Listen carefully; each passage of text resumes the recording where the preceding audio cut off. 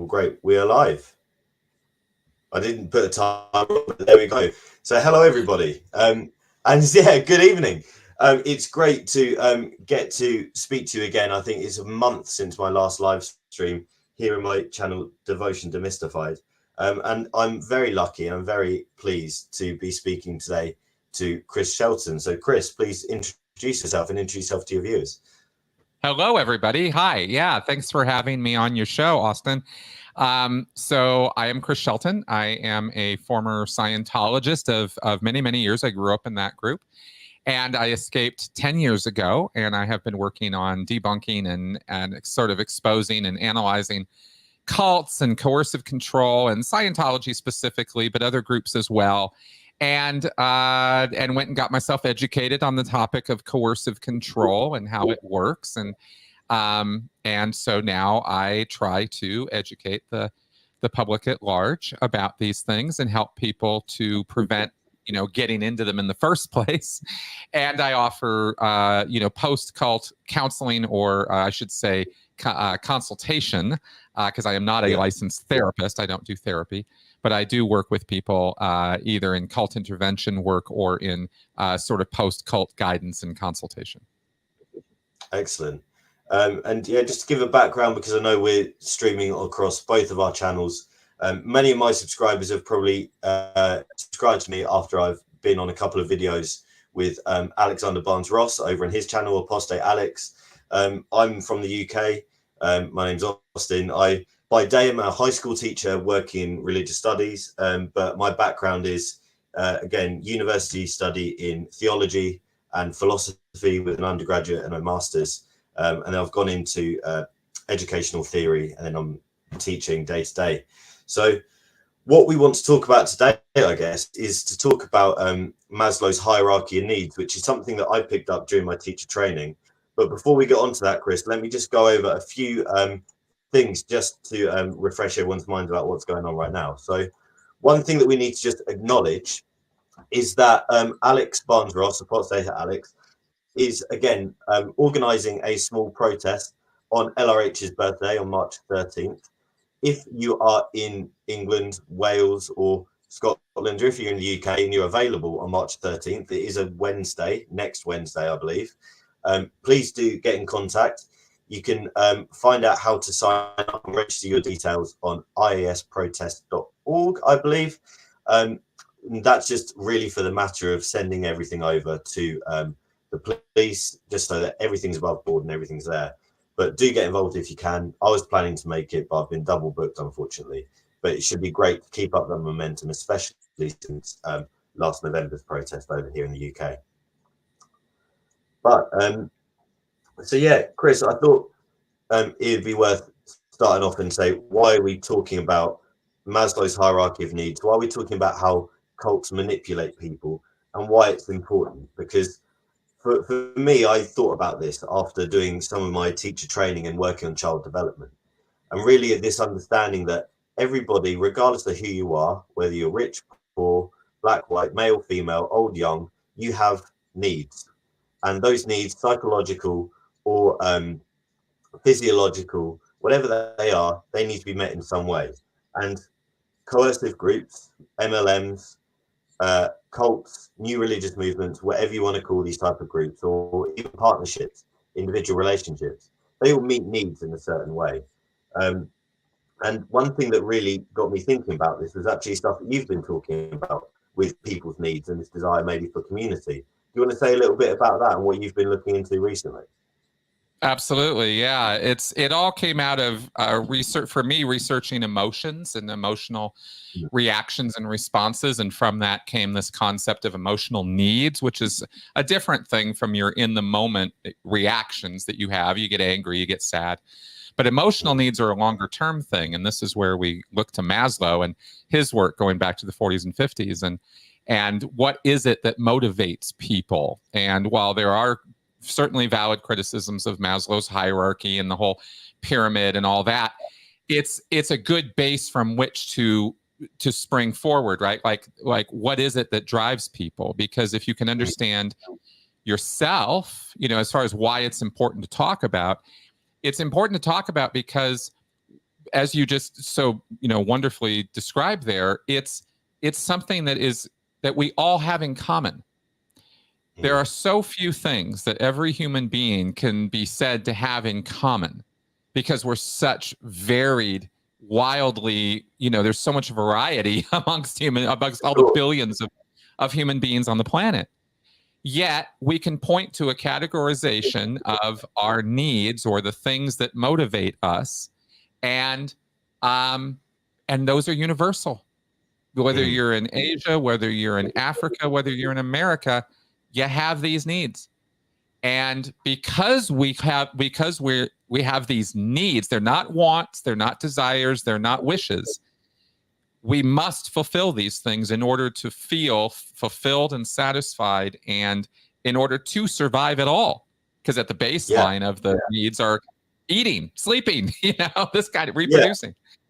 So I think, I think understanding all of these things at that level is a key to understanding why we do what we do, and how manipulators, most importantly, right, for our discussion, is how manipulators and predators take advantage of those needs. Because whether we know we have them or not, they do. And they use them, leverage them, right? And that's the whole point. So, yeah, that is it. Because like you said, every human has needs. And when we're talking about this in the sense of a new religious movement, a cult, a narcissist who's controlling, or even in healthy relationships and unhealthy relationships, where that comes to domestic violence or coercion, whatever it be,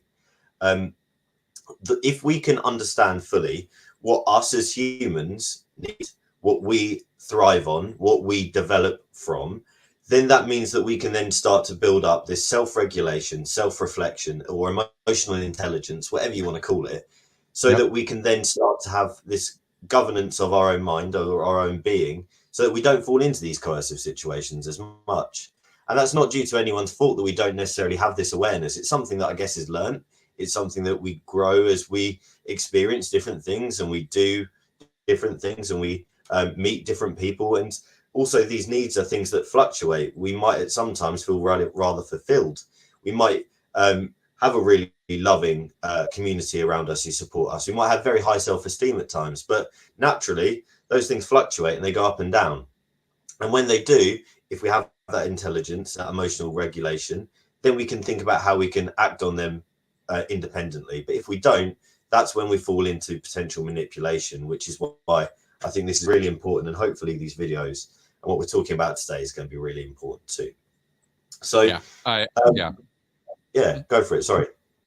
Oh no, I was just simply going to say the reverse side of the coin of that is that people who don't know or are not aware of these things tend to fool themselves about how unfoolable they are.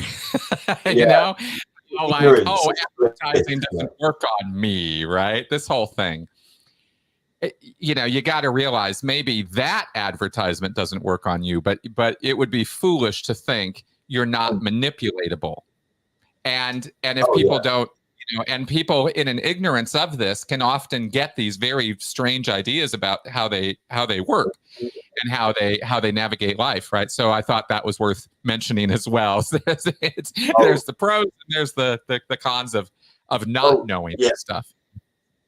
For sure. And you know what? I think what is a major misconception that people get often when we talk about domestic violence, unhealthy relationships, or especially cults and new religious movements, is people think, oh, how stupid is that person that they put themselves in that situation, or didn't realize that their boyfriend was being so controlling, or that how can they actually believe about something like with these aliens that dropped, thetans into volcanoes? That's so stupid, obviously. But it's not because anyone is unintelligent. It's not because anyone is, has a lower IQ, or they are just like a certain type of person that is more susceptible to this. No, we can all be susceptible to this. Anyone can be drawn into a cult. Anyone can be drawn into an unhealthy relationship. And it's something that we need to think about, especially as we just think about, again, this self-realization, this self-awareness, how we can coach and learn ourselves and know what our needs are, what our psychological needs are, and look after our well-being. So totally in agreement Yeah. with you. So hopefully this will be helpful. Yeah. So let's go over firstly just who Maslow was, because like you said, there's criticisms of Maslow's theory, what this hierarchy of needs is, and we can just go over what this is firstly, and then say, I guess, why it's important, what its purpose is, and its background academically, before we then go on to see how this is actually played out in real life. Great. So this smiley young man is Abraham Maslow. He was a American psychologist. However, he's a second-generation immigrant, I found out, from Kyiv, Ukraine. Oh. Yeah, funnily enough, yeah, from Ukraine, modern-day Ukraine, I think then at the point under Soviet rule, but he then immigrated to the US. He was mostly active amongst the 40s to 60s, and he died in the 70s of a heart attack when he was out jogging, sadly. But this man, I guess, as someone who was influenced by Carl Jung, was one person, thought about what we call today, I guess, a positive psychology approach, or a growth or a developmental approach to psychology, which is thinking about how we can view a person in their mental state and not focus necessarily on the negative and the bad, but actually thinking more about how can we focus on what is good, what are they doing well, and how can we improve that so we draw people up rather than bring people from the bottom and focus on those issues. And as a result, he tried to formulate this, which is Maslow's hierarchy of needs. And as I said, I first learned about this when I was learning about child development in my teacher training education, because the idea of this is that Maslow has formulated these layers, and each layer is there so that once you have met the needs in the bottom layer, you move up to the next layer and up and so forth. The idea being that if you don't meet the needs of the lower layers, you aren't going to be able to actually be able to develop fundamentally, like what is said here, where you become ultimately someone who has desire to be the best of what they can be, with awareness and this actualization, this ability to be able to govern oneself properly. But it all starts off very basically with these physiological needs. And before we go on to just describe how each of these plays its part in practice, it is worth saying, like you said, Chris, this isn't the be-all and end-all approach. It is one approach. It is one basic approach which has since been developed in psychology. Seligman has gone out and done positive psychology, which builds on this hierarchy belief, which is another one.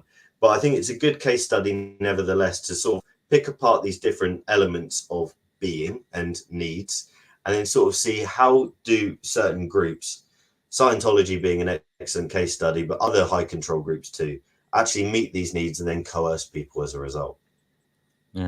Yeah, it's interesting also because this pyramid or whatever has been expanded on over the years as well, because you have added levels now of esteem, and at the very top you have transcendence now, and again, the specifics are not the as super important part of this, but it's worth noting, especially the transcendence part, because a lot of people will get very, very hung up on those ends of the pyramid, so to speak. Yeah, for sure. So let's talk firstly about what a physiological need is. And physiological is really just like this fancy word of saying, I guess, like bodily, biological needs. So ultimately, Maslow talks firstly about these basic needs that we need to survive, whether that is food, air, water, sustenance, to be in existence, firstly, really. So if someone, for example, was homeless and they did not have food or water, they would not be able to be thinking about becoming the best version of themselves. Their only need at that point may be sustenance, the ability to survive. And similarly, that opens up people very basically to a lot of potential vulnerability and coercion. So I thought one thing I could ask you firstly, Chris, is given that you were in the Sea Org for over a decade, right? 17 years. What were your memories of maybe meeting people who didn't have these basic physiological needs, whether that is food, water, like being really on the knife edge of life. And how did the Sea Org and Scientology maybe coerce people into their belief system as a result? Well, that's interesting because generally speaking, Scientologists eschew people. They sort of reject people who don't have that level of basic need being met. And it's not Scientology only that does that sort of thing, because they're not there to feed people or house people or clothe people or give people their, a place to sleep, which is your basic physical needs. And so they want to make the able more able, they say in Scientology. And by able, that's code language for people who have money. Yeah, so they're looking for people whose, so in a way, they're looking for people whose basic needs, the lowest levels of needs, are already quite comfortably fulfilled, preferably, so that there's no attention on that of any kind whatsoever. The hidden problem there, of course, is that all of us have the problems of food, sleep, eating, sex, etc., and that the concept of fulfilling this need before you move on to the next is a rather fluid concept. We should be clear about that with Maslow's hierarchy, because one, he never made it into a pyramid, just as a point that came later, and two, he had to actually clarify that point of like, look, I didn't mean you can't do anything on the rest of the thing until you get the lower levels filled. So there's a little bit of looseness with this, a little bit of fluidity with it, that I just wanted to clarify for the audience, right? So they don't get hung up on that point. But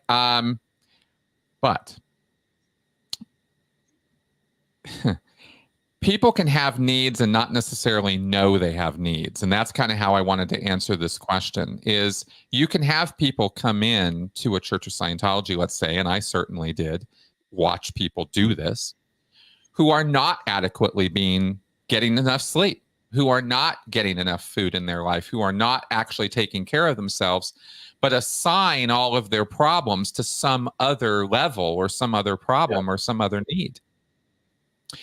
And think that is their problem. The reason, it's not that I'm starving, it's not that I'm not eating 3 squares a day, or that I'm not well nourished, which is another aspect of this, is not just are you eating, but how are you eating? Not just are you sleeping, but are you really getting adequate sleep? And you'd be surprised how many people aren't. Who think they might be, right? So people can come in with these needs unfulfilled, not even be aware of the fact that they are unfulfilled, and then assign those problems that they're experiencing, the irritability, the anger, the quickness to judgment, the impulsivity that they experience in their life, and they know these are negative. They feel, I wish I wasn't this way. But they don't even understand where that behavior is coming from, right? Why they act that way. So that's the first thing I thought of in answering your question, because the times that we in the Sea Org or in Scientology would try to go after people who, were homeless or were not, well off, it was always a disaster, right? Because at the end of the day, Scientology is all about the money, right? If you don't have the money, you're not a successful Scientologist. So I guess I could put it that way, Yeah.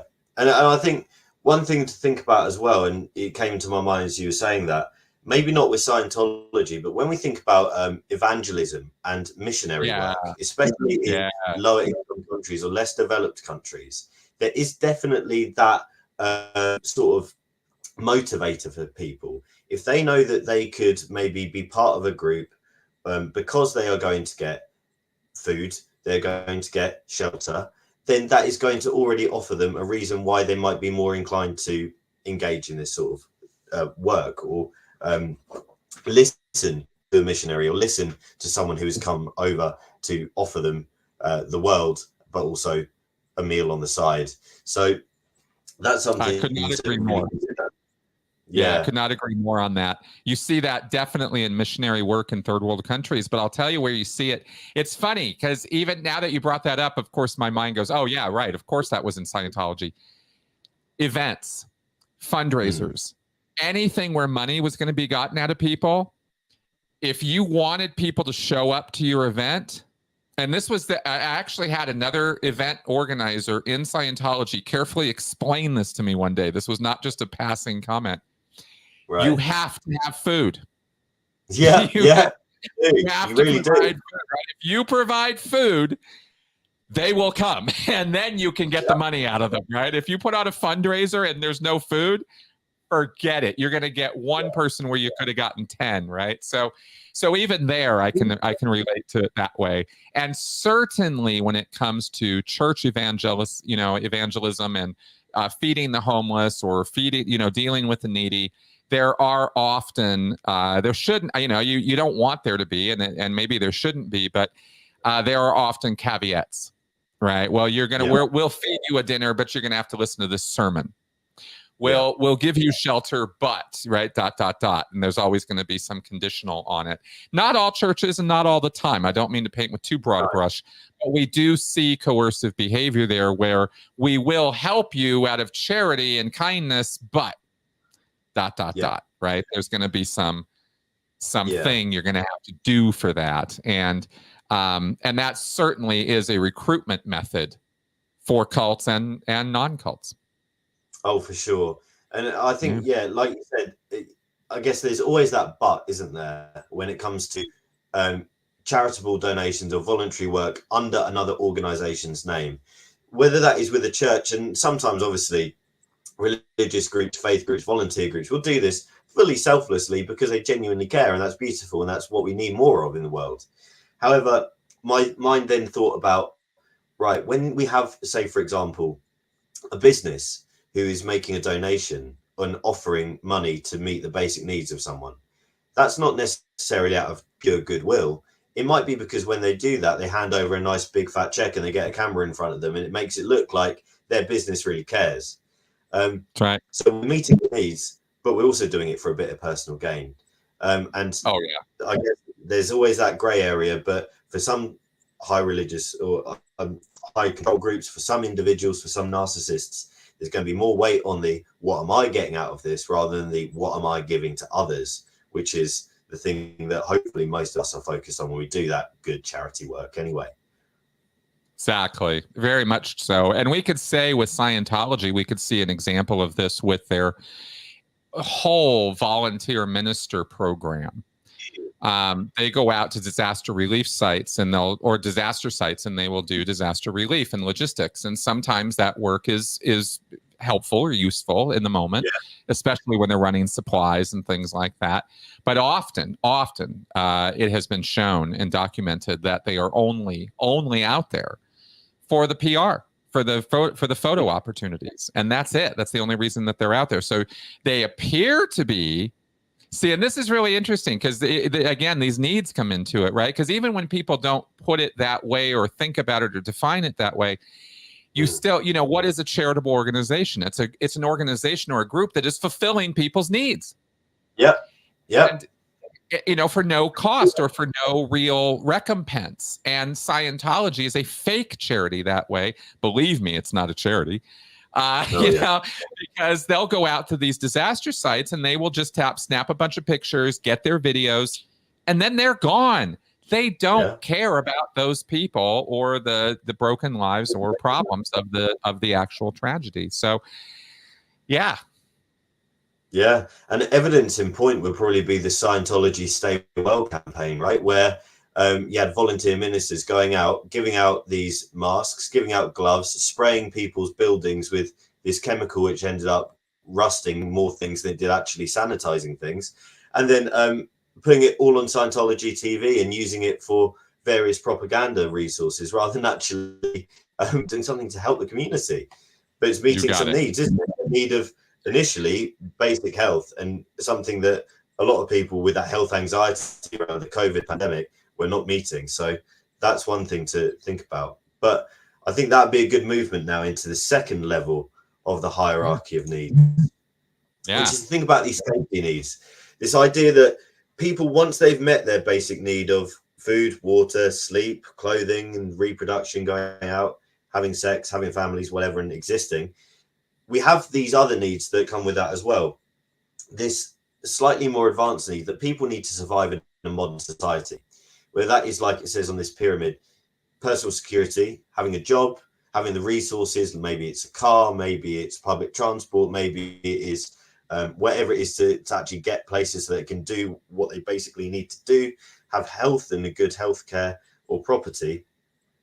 There's many instances, especially in new religious movements and high control groups, where they may offer this. And I thought of a couple. One of them is being the ability to work part-time or full-time and earn a wage potentially, but working for the group that you're in. Some people do it voluntarily, but case in point would be Scientology staff members offering work and labor in return for Scientology services, for example. Yeah, that's right. And it's not just Scientology when it comes to this. No. That exact same con, you could say, because in this particular context that we're talking about, it absolutely is deceptive. The Mormons, the JWs rather, the Moonies, Unification Church, right? They run around selling things, trinkets, flowers, all that kind of stuff. That's like gainful employment for their membership. Right? For sure. And you're right. And it's all again, built on this. The second level is where a lot of people get drawn into these groups because they do need a job or they do need help with their more, they've got the food covered. They've got a place to sleep. They got a way to get around, but everything else in their life is not really like, super wonderful. Right. And they don't know, they don't feel, as it says, I mean, literally safety. They don't feel safe. Yeah. And without that, right, safety needs. They might have a physical safety problem, family violence, childhood abuse, right? These kind of things are on their mind. And if you go into a place like the Moonies or you go into a place like the Church of Scientology asking for help with that, what are you going to get? Well, you're going to get common sense advice that anybody could give you, layered on top of or with a ton of false information. How it's actually your spiritual self that is not meeting your spiritual commitments, and therefore that's why your physical needs or your safety needs are not being met. And it's like, I don't think that's actually the case. But that's what they'll try to pitch or sell you, and then they'll sell it to you. They'll literally charge you for the service of lying to you. Yeah, quite literally in the case of a life improvement course, right? You're having problems with your marriage, right? We can sell you something here, which is some common sense, basic thing you could probably find for many reputable sources elsewhere. But we'll put £35 on a price tag for you. And then we're also going to add in a little bit of fluff here and there that's going to make you then believe that this is going to solve other problems later on down the line, whether that is with your debt, whether that is with your experience of work, whether that is experience elsewhere. Scientology does that very well. But like you said, the Moonies do that very well as well. MLMs do that. Where they offer these training courses, or you get these influencers or self-help gurus who then start off with this sort of thing, and then the more invested you get, ironically, you probably lose more security and safety the further in you get with these people, because then they start removing that and you becoming more reliant on them rather than becoming more independent, which was the first reason you probably got into this in the start. Exactly. A comment I think worth making on this level as well, or on this point, is that when you're at a particular level, or you're trying to, or your attention or focus is on trying to fulfill some specific need, say at the second level of the pyramid, that doesn't mean you're not ever thinking about the third, fourth, fifth, sixth levels.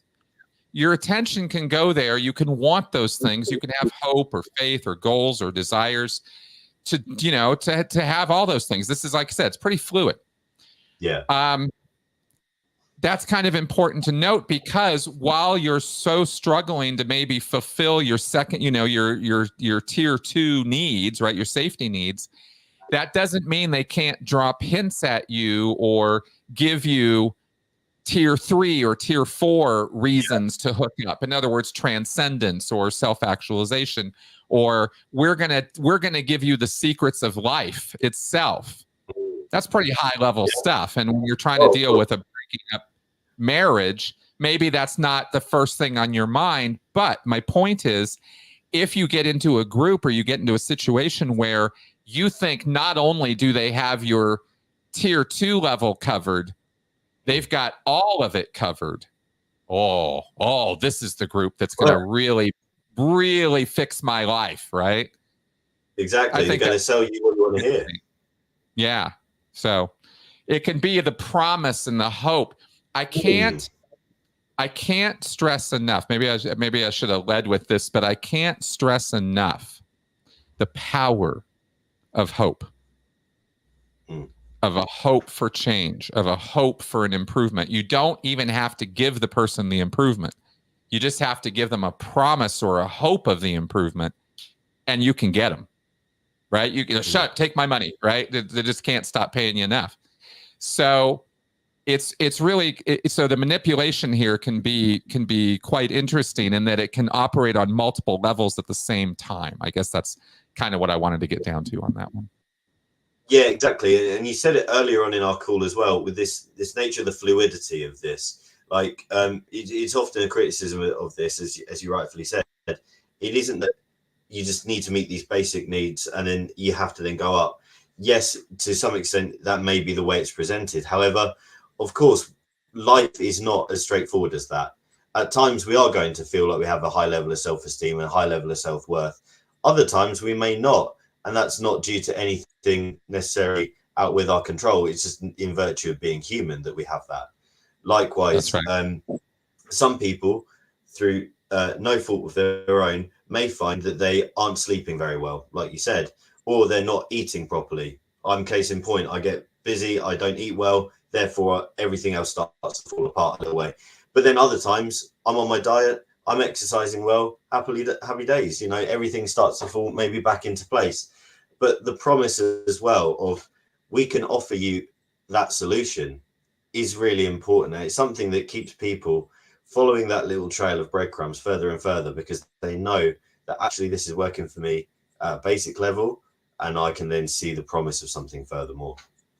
That's right. That's right. They often will make the unwarranted assumption at the lower beginning entry points of any cult or group or manipulative factor, coercive group.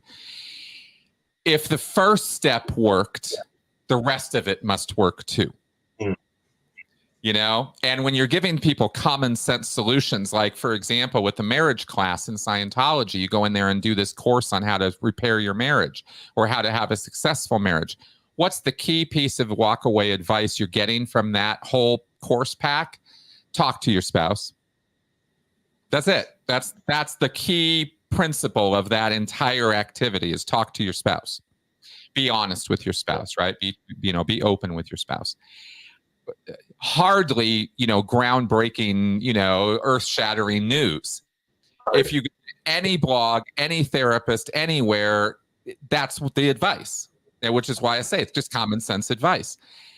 But people not having, some guy, some schlep who's not thinking that way or not aware of that, walks in, thinks this is miraculous information that nobody's ever told him before, and then, oh, I went home and talked to my wife. Surprise, it worked, right? She's happier with me now. And so now that need is being fulfilled through a very simple process. And the person then, like I said, will then make the unwarranted assumption. They shouldn't be thinking this, but they do. Oh, well, if that worked, what else do you have for me, right? And then they start looking at those. And to the degree that the group aligns its promises with these needs, that's how they succeed. That's how they get you, I don't have to deliver self-actualization to you. I just have to keep promising I'm going to. and keep paying, Exactly, because you keep wanting to go. And I guess that leads quite nicely into this third stage now, because once you get that initial feeling that there's something for you, you start to feel love and you start to feel belonging. You probably start to be making friends in whatever group that you're part of. You might already have that friendship or that romance blossoming with your spouse, but then the further and more closely related you get to that person, the more likely you're going to stick around. Similarly, intimacy, this sense of connection. And this is what triggered my initial thought about this whole thing. This desire for community that we all naturally have can get met by the fact that you're now going along to a certain group once a week, maybe on a Sunday morning, to have a chat, have a tea or coffee, and feel like you're part of something bigger than oneself, which you haven't felt elsewhere. And that's something powerful. It's something that we all have, but groups then capitalize on really well in order to keep you involved, to keep you invested in some respects, keep you paying the money, or keep you doing the labor, or to keep you doing whatever they want you to do to serve their needs or the needs of the leadership. One thing I thought about of this was especially the culture among Mormons and the Mormon culture.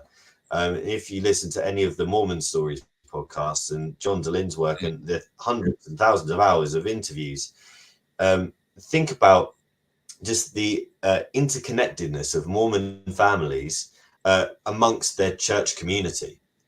Everyone knows everyone. Everyone has the same kind of ideas or the same cultural aspects.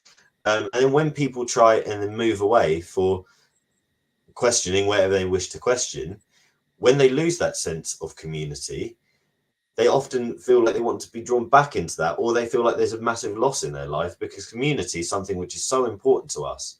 And whether we feel that in our personal lives, in our friendship, whether that is through your workplace, whether that is through your family, whatever it be, love and belonging is something that I think is really capitalized on amongst new religious movements and in coercive situations, especially domestic violence.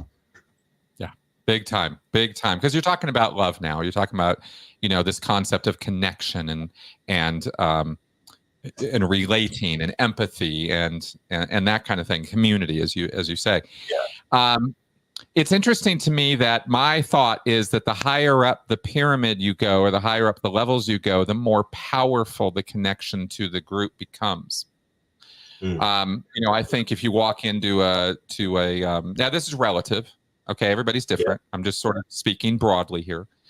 But I think a person who walks into a church who's homeless, let's say, or needs a meal, gets fed, good. They're satisfied with that. That's thank you. Thank you very much for that. But they can just walk right back out the door. There's no deep level of commitment or connection yet. As you get further in, and as you become more indoctrinated or more drawn in or more part of it or whatever, you start hitting up on these moments. And these community needs or these belonging needs are, as you go up the pyramid, one of the other points about it is that it's not a matter of fulfilling these needs permanently and always. No.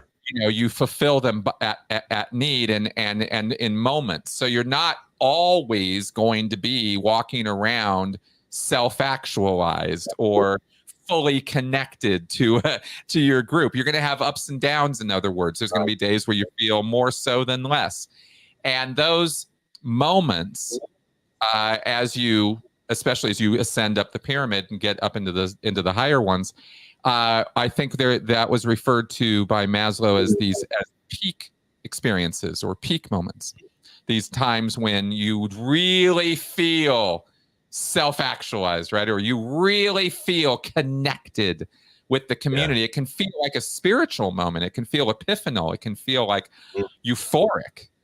You can create euphoria in people at this level with these experiences. It's harder to do at the lower levels. Giving somebody food is definitely going to make them feel good, but it's not necessarily. Sometimes it's euphoric. What's that? Sometimes it's euphoric, when you have a great food, like, a great meal. Oh, I love it. But you know what? Definitely, yeah. It's not going to be met there, but when you get further up, it does start to become that, right? That's right. The experiences become more powerful. These peak experiences, right? And especially as you go up to the top.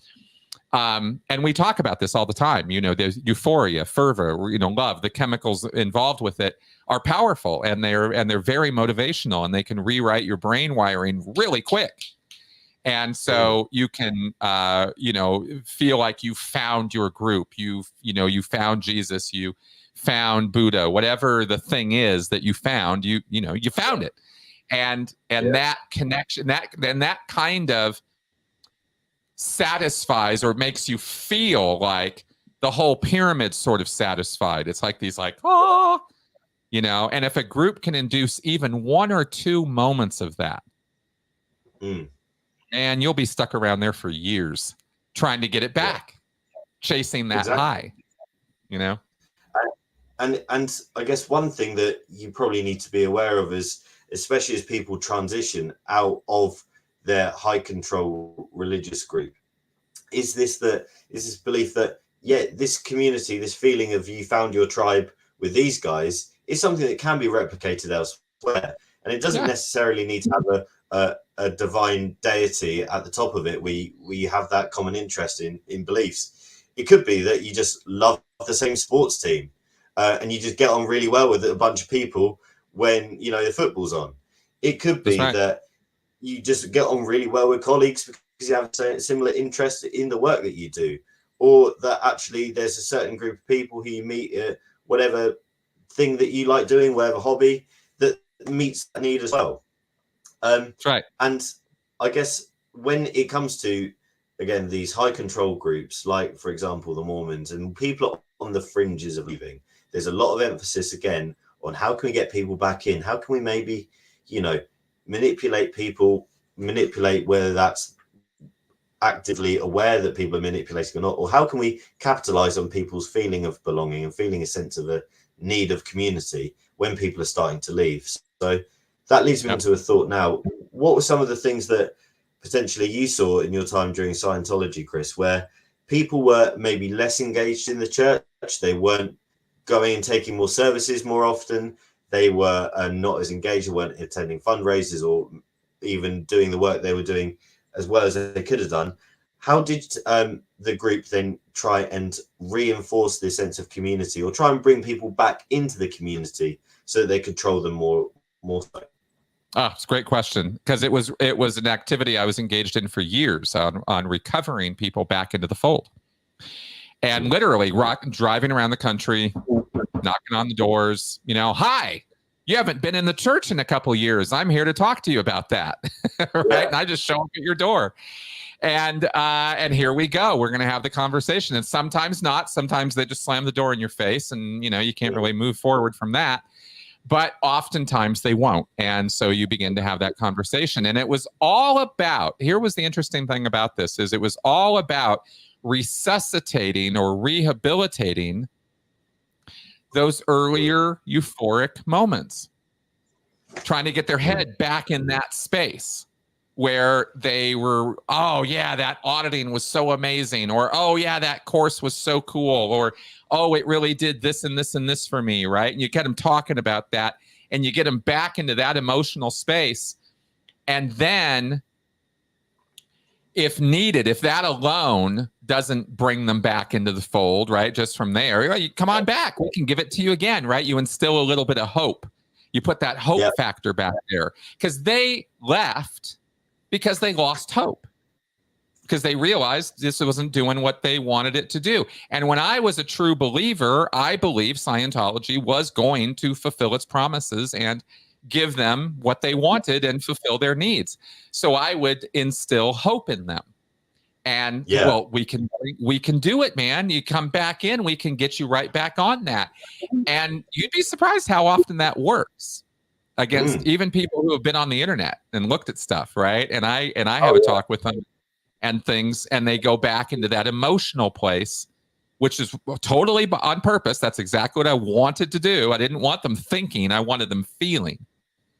Right. And I wouldn't have put it that way. I wasn't aware that's how I was manipulating them, but I knew that's what worked. But you can do something else too, which is another thing I did when I was recruiting people for Scientology and for the Sea Org, like to get them to come work for us. I would not only rehabilitate or resuscitate that emotional euphoria, or try to, but I would then leverage it with giving them more information and pushing on their responsibility buttons. Oh, well, the reason you need to come back, or the reason you need to come work for us in the Sea Org, is not only because of all those wonderful experiences you had, but you do want other people to have those experiences too, right? I mean, you care about other people. The rest of the world needs to know about this. and you and me are the only ones here to do it. So I need you to, like, let's go. I need you to come, do whatever it was I wanted them to do. Give me money, go work for the church, join the Sea Org, whatever, and try to leverage and strong arm them with responsibility too, was another way of going about that, But it was always focused around the emotional needs and around fulfilling those needs, so to speak, for the individual or for the bigger group, the bigger picture. Something that popped into my head as you were talking about that is something that I'm involved in day to day, working in a school now, is because I'm sure it's probably the same in the US as well. But in the UK, we're having a real problem with the amount of kids who are absent in school. Their attendance to school on a weekly basis is very poor. And we're talking about there's some children who may not turn up to school for 1 day a week. And that might not sound like much to many people, but that has a major impact on their academic attainment later on down the line, because you've lost 5-6 hours of potential learning, but you've also lost 5-6 hours for myself as an adult in that situation, where we can actually make sure we're caring for the child, we're safeguarding that child, we're identifying certain things about that child. So it's important that they're in school, obviously, but that's another thing about that. But during this attendance that we have in the UK, one thing that we try and do to get kids back into school is to try and feed them that sense of hope again, this sense of you can achieve. You've been disengaged from this community. Maybe you haven't attended school for 6 months because you and your family are so disillusioned with this community. You've had a poor experience in education. Maybe your family have had a poor experience in education too, and they don't value school. They don't value going to get an education at all.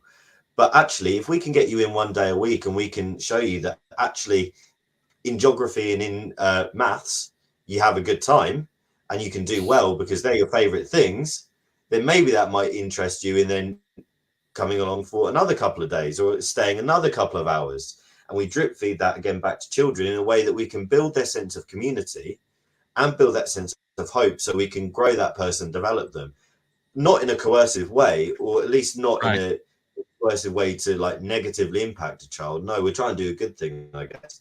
But like what you said, raise people with that sense of hope, try and give them that sense of community again, remind them of the good feelings and the positives that can come from this experience, and then people are only going to want to engage more. And then we can get back to doing what we want people to do, which is maybe in Scientology, that's taking more services. Maybe that is going out recruiting more people. As a teacher, it is actually just being in the lesson and being present, because then we can start working with you and building your knowledge, rather than you being at home with your feet up playing Xbox or PlayStation or whatever you want to do. So that's right. I think this is.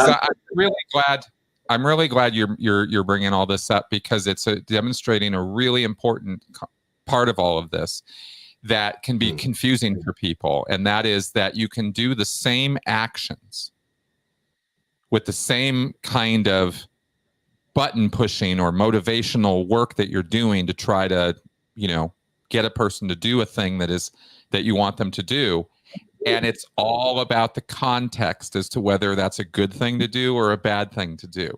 When you're trying to manipulate somebody to give millions to Scientology so that, David Miscavige can keep beating on people, that's not a good context, right? When you look at giving a kid an education, that's a good context, right? So, but the actions can be so similar looking from the outside that it can confuse people. They go, well, but that looks controlling. Well, it is, but it's in a direction of positivity versus a direction of negativity.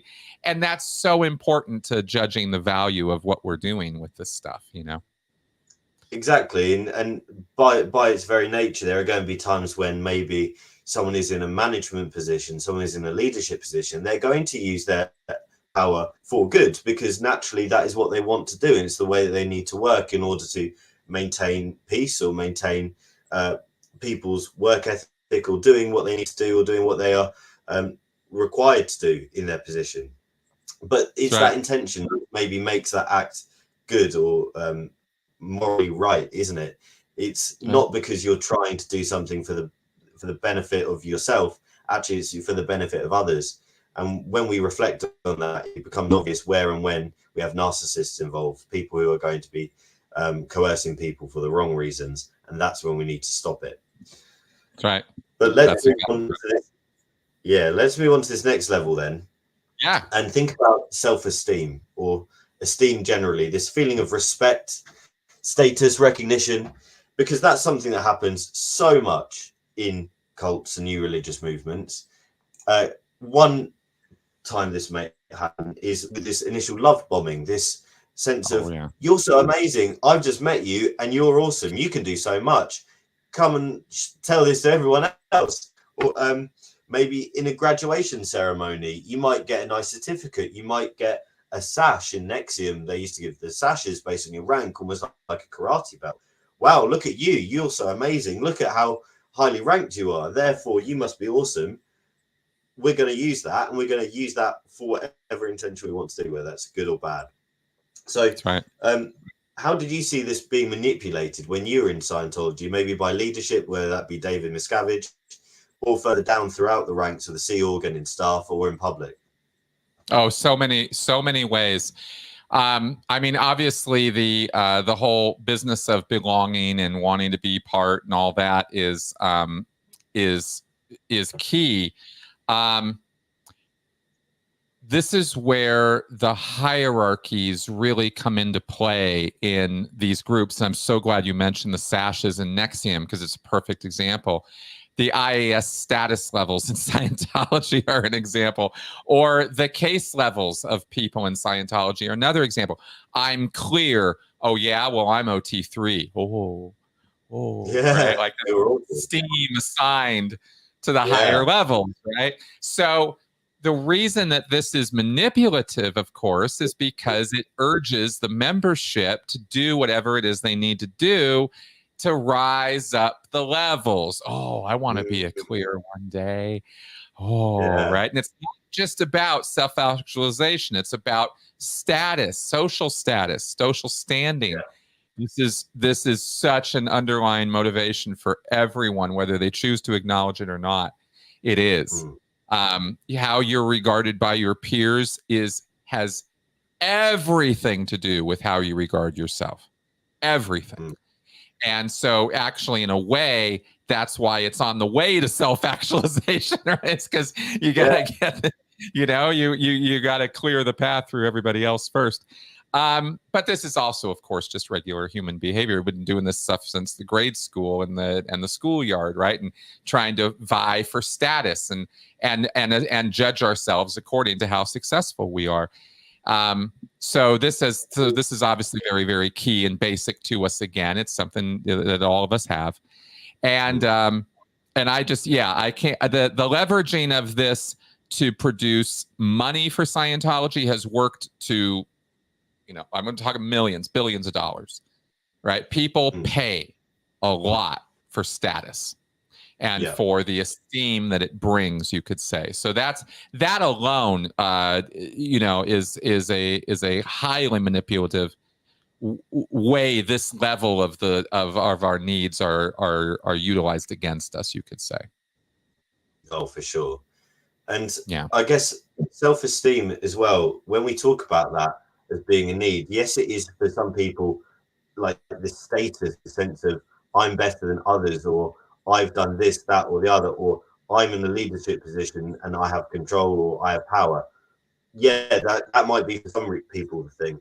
But even more basic than that, this idea that you are worth something is something that people can play on quite a lot. Naturally, we all go through rates of maybe happiness, but we also go through down periods where we probably feel like, oh, I'm a bit rubbish at this, or I was terrible playing a football game on the weekend, I must be rubbish. And you start to doubt yourself, and that self-doubt is natural. It's something that's human. It's probably something which is actually quite helpful for us as we try and critically reflect and grow and develop. But when your self-esteem is maybe at a low, that's when, again, someone who is a narcissist, someone who wants to manipulate you and control you can then start playing with the strings like a puppeteer and then take advantage of you in that way.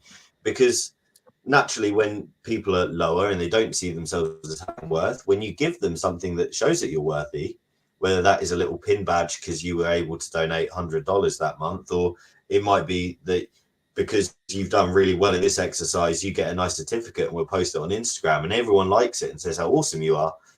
easy win, because that only cost you the printing process of putting out a certificate and the hour it took to do whatever course or level or status thingy that means that that person's now feeling better. They associate that feeling of goodness with this group. Therefore, they're going to want to do, act, believe, whatever you want them to do, because you can play on that feeling of hope and that euphoria that comes with feeling respected.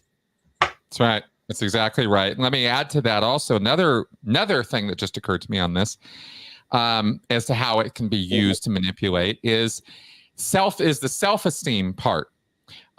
Cults are all about, one of the characteristics of high control groups or authoritarian groups is us versus them. They want to develop this, we're us and they out there are all the bad guys, right? And all the enemies, and you want to be in here with us. So often, and this is why it manifests so easily, is so easily visible in religious groups, even though it happens in MLMs and Nexium and other groups too. Yeah. Is they redefine the terms on which your esteem is built. In other words, the better Scientologist you are, the more self-esteem you should be feeling. The better Nexium member you are, the more self-esteem you have earned for yourself. And you start gauging your self-esteem or your self-worth against the values of the group that have been built around you, and you have this whole new value set and way of looking at yourself. In Scientology, you're not a human being, you're a Thetan. And there's a whole package of excuses and rationalizations and justifications for your misbehavior that can come from you're a Thetan. Yeah. Oh, it's not really that big of a deal you're cheating on your wife because, hey, we're all just Thetans, we've had lots of wives, right? Oh, it's okay that, your kid be exposed to all this, adult material because, hey, he's not really a kid. He's a Thetan, see? You redefine what the self even means is where I'm trying to go with this, right? And all the groups do it. If they're as cults, and by doing that, they actually kind of corrupt this need, because they turn it into something else. And I guarantee you that the way it gets corrupted every time is to make it that your self-esteem is wholly reliant on your status in the group. Right? You're not a good Scientologist if you're not donating to the IAS and to the ideal orgs and moving up the bridge and reading the books and bringing more people in. If you're not doing all these things, you're not a very good Scientologist, are you? So you shouldn't have any self-esteem, and you'll be told you don't have any laurels to rest on, jerk. Not until you bring some people in, pay some money, and do some courses, right? And so your self-esteem becomes wholly reliant on this thing, is where, like I said. So I think that's an important aspect of this too. So that leads on to a question that I thought about earlier when I was thinking about this, because Chris, you're now in this, you try and coach people. You said it's not counseling, it's coaching, it's guidance for when people leave a high control group. How do you feel that you try and then rebuild that with people who are struggling with this idea of self-worth after what they base their worth on has now been taken away from them, because now being an OT8 means nothing?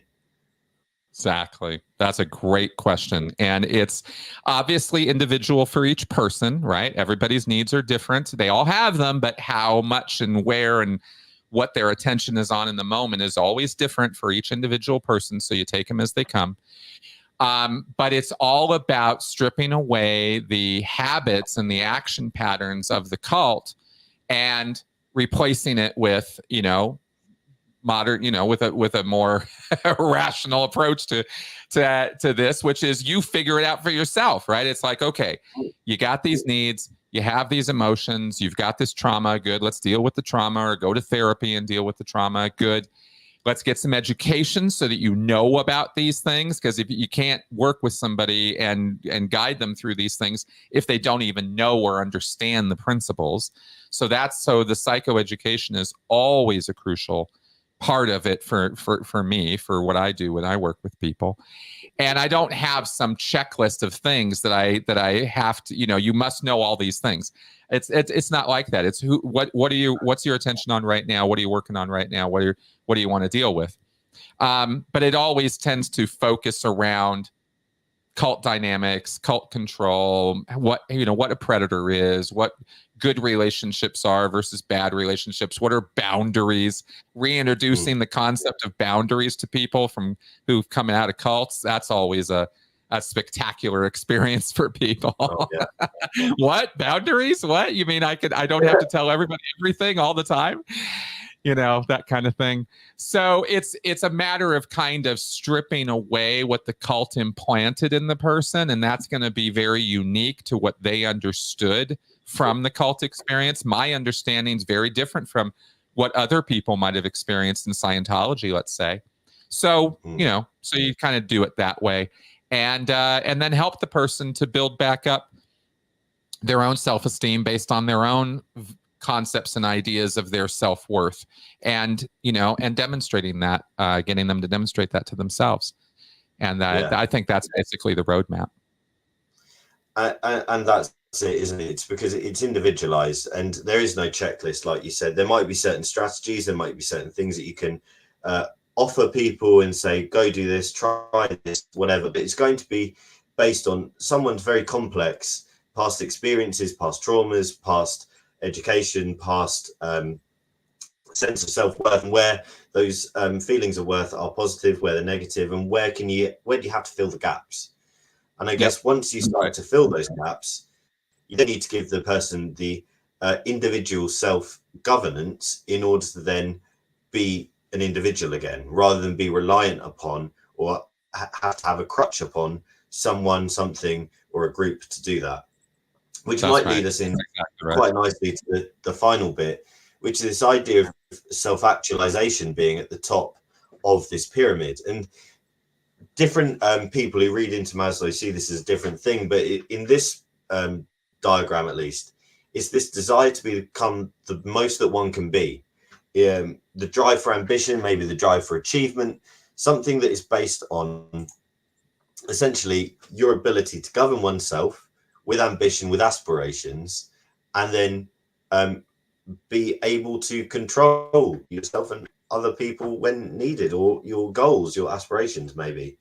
In Scientology, I guess this self-actualization comes at both maybe the state of clear, but also maybe OT7, OT8, when you have you've gone through all these processes, you remove the body thetans. Now you are truly transcendent, because it's you who is clear, you who is now void of body thetans or whatever. Likewise, when we talk about other people, I think about pupils who are they lack resilience, or they lack ambition or aspiration, because they're yet to understand how to motivate oneself or why they should motivate oneself. Self-actualization is something that maybe some people very rarely reach in their lives, if ever. But it's also this independence thing. And can you tell me, Chris, I guess a bit about how self-actualization, this top level, is found in Scientology, and how you've maybe seen people build upon this after their movement out of a high control group? Yeah, absolutely. Yeah, another great question, because this is really where the power of the manipulation in the mind, sort of thought reform of Scientology really comes into play at its hardest.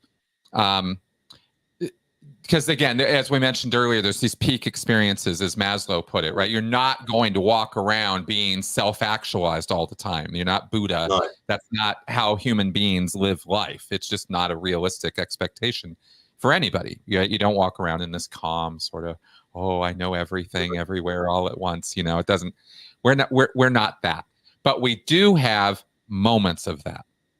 We get euphoria. We get peak experiences that can come from adrenaline rushes and other neurochemicals, right? Neurotransmitters running around in our body that cause all kinds of fun experiences in us, or feelings in us. And we really crave those experiences, and we really chase them in life. And this is sports highs. This is, getting that job or getting that success or having a baby, or, these really like profound moments of life that make it kind of worth living. That we're all chasing those things, or at least if we're not stuck in the lower levels of Maslow's hierarchy, we're chasing these things. And the cults, you could almost put it to something this simple: is the cults, the destructive cults out there, the manipulators and stuff, they're always over promising and under delivering on this point. This is the thing that they get you on. And like I said, hope alone will keep a person going for years. You only have to touch these euphoric moments every now and again, and a person will just be your slave. It's really wild to behold it. And I of course lived it and watched it in others. And the key to how they get you is, one, we're the only group, or I'm the only person who can deliver this to you. So you're wholly dependent on me for your self-actualization. And two, the methodology and way that you're going to get it is going to be very exclusive to this activity. You can't do this. Whatever else you've experienced in your life, whatever else anybody offers you, is never, ever, ever comparable to what we're going to give you. Ever. Which is one of the reasons why cults are so exclusive. Yeah. Because they know that's a lie. They know you can go party, or you can go do a sports thing, or you can go do a family thing and feel the same way you feel after an auditing session or after a Nexium conversation with Keith or something, right?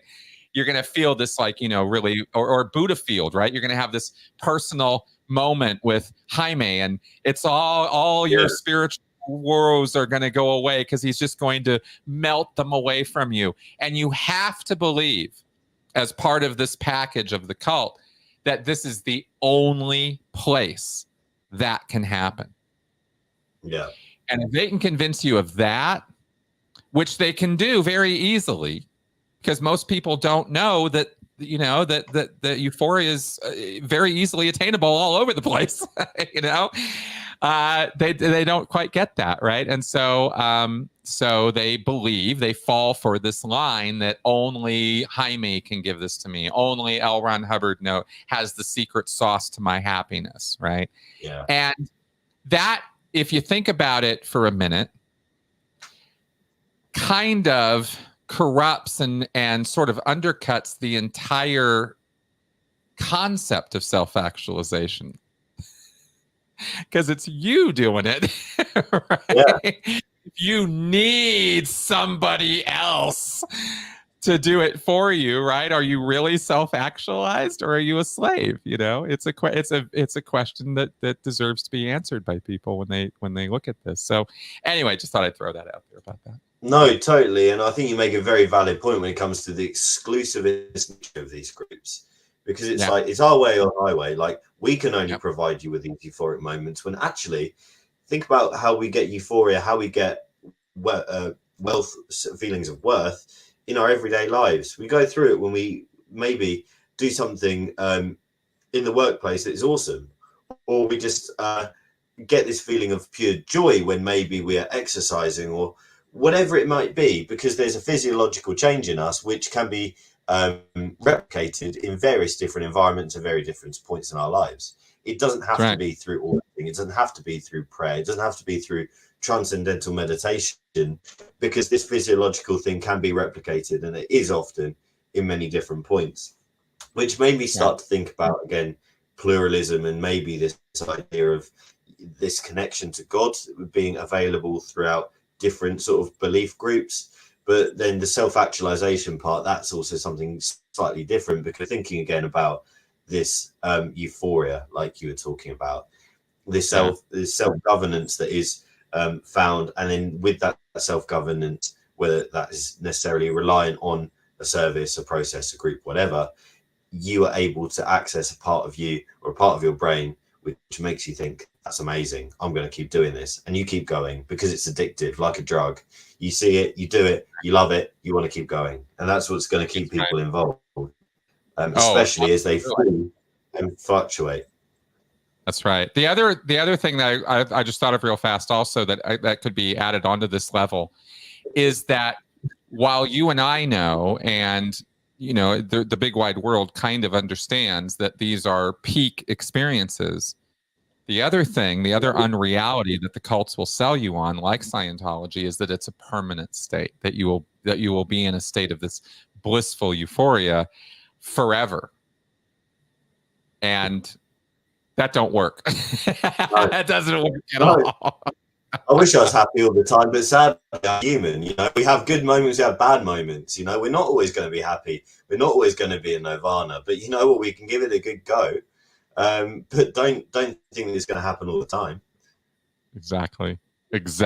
So that's I thought that I would throw that out there because a lot of people think. Alex in the chat, because a lot of people think that unreasonably and without really considering what they're saying, too many people out there believe that this blissful euphoric state can and should be a permanent place, that this is heaven, that this is what the afterlife is or whatever.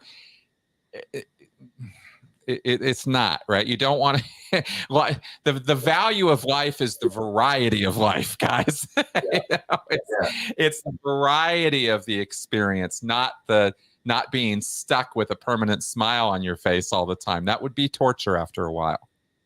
Yeah, exactly. Yeah. And self-actualization, to some it might be their means of value in their life, but actually where you think about that is going to be based on your own system of belief, your own philosophy of purpose, of morality. Like, where do people get value? Well, actually, for some people, it's not when they feel self-actualized, it's when they're feeling that sense of community. When you get value in your life, well, maybe it's because you have a loving relationship with someone or something. Maybe it's because you just have a feeling of worth because you're doing something good at that moment in time. And this is, again, showing us a little bit of that sort of fluidity of those needs. When we meet all those, we can have a well-being, we can have a good life. It doesn't need to be just met through auditing. It doesn't need to be met through these euphoric states. And that transition from high control groups out of that is something which takes time. It takes practice. It takes, awareness, which is hard to do. But yeah, totally there. Is there anything you want to say before we end, Chris? Because I realise we've been going for about an hour, 12 minutes now, which is great. Any last thoughts or feelings on these needs before we end and wrap up? I wanted to just say, I want to say hi to Jeff in the chat. All the usual suspects have been in here. Well. Just we're wrapping up. I really wanted to kind of underline and emphasize again that learning about our emotional needs, taking a little bit of time, read the Wikipedia page, do something, right? But find out about emotions and emotional needs. They are the driving force of our behavior. Period. It's not like that's all there is, but we are feeling creatures who think. We're not thinking creatures who feel. You know what I'm saying? It's like, that's really where the emphasis needs to be in understanding and achieving some kind of self-actualization. And I can't emphasize that enough for a good, balanced, mentally healthy worldview. Is keeping these things in mind. I have all kinds of ups and downs in life, and I'm not always a happy person. That's not the point. It's that I understand I'm going to be happy again, and so the anger's okay for a while, right? That kind of thing. So I thought, I just want to throw that out there that that this is really, really worth understanding to improve your own life, whether you've ever been involved with cults or not. Yeah, exactly. And this idea that all behavior is a communication of some sort, whether that is somebody who you're you're working with, whether that's your child, like I work with kids all the time and they hit the roof. Well, is that because that I'm a terrible person? I've told them something. No, that is not right. It might not be. It could actually be the fact that their basic needs of a feeling of love is not being met by their household, and your relationship to that child is not fully formed yet. They don't have those secure attachments that they need. That's right. Maybe someone is a bit angry or a bit miffed off or has a short fuse because actually they didn't sleep last night and they're just a bit, natty or whatever. But understanding how these needs affect yourself, firstly, understanding what triggers them, what some of the basic sort of physiological responses you might get to your emotions are as well, means that you can then start to pre-plan, you can start to preempt, like what you get taught in CBT, cognitive behavioral therapy. How do you manage those emotions? How do you manage those behaviors? How do you manage those needs in the time and place in a healthy manner, rather than them falling onto an unhealthy situation, whether it's a relationship, whether that is a high control group, a religious movement, whatever it be. So hopefully this video and what we've been discussing today is really important and helpful. So thank you, Chris. We'll finish just by leaving it. And I know Alex and Jeff are in the chat, but one last shout out for anyone in the UK. I know Alex has been putting together the LRH birthday protest coming up in London next week. If you're about, then do have a look at isprotest.org, I believe. Alex will correct me if I'm wrong, I'm sure. But do put in your details, sign on up if you can. Hopefully, I would like to be there, but I'm double booked now, which is really annoying. But hopefully there's a good turnout. There's a little bit of a party going on to show people that there is life after Scientology. isprotest.com, Alex is saying as well. So do get involved if you can. Otherwise, Chris, thank you ever so much for this. Hopefully we can talk again. But is there anything on your agenda in the next couple of weeks that you'd like to plug and promote before we end? Oh, yeah, sure. Let's see. Definitely shout out to Alex on his protest work, and Jeff, by the way, for the stuff he's been doing lately. Really interesting lives and really, really good stuff, because care, compassion, understanding, tolerance, these are the key to this stuff. So, and you guys demonstrate that beautifully. So I did want to give them a little shout out on that. Otherwise, the big thing is coming at the end of April. I'm working on this this metering video right now. I'm like neck deep in e-meter lore right now, so that's kind of where my head's at. That'll come at the end of April, but in the meantime, yeah, just the usual stuff: Q&A show, podcast, etc. Absolutely awesome. So yeah, subscribe to Chris if you're not. I think most people are watching through Chris's channel. If not, you can subscribe to my channel, Devotion Demystified. I'm going to try and put out videos here and there. Life's been busy, so it's not been ideal. But as and when, do pop along. And yeah, Chris, it's been lovely speaking. Everyone in the chat, thank you for your questions. Thank you for your engagement. I'll respond to any questions as and when they come up in both the channels. But otherwise, all the best, guys, and have a lovely evening. All the best. Bye-bye. Bye-bye.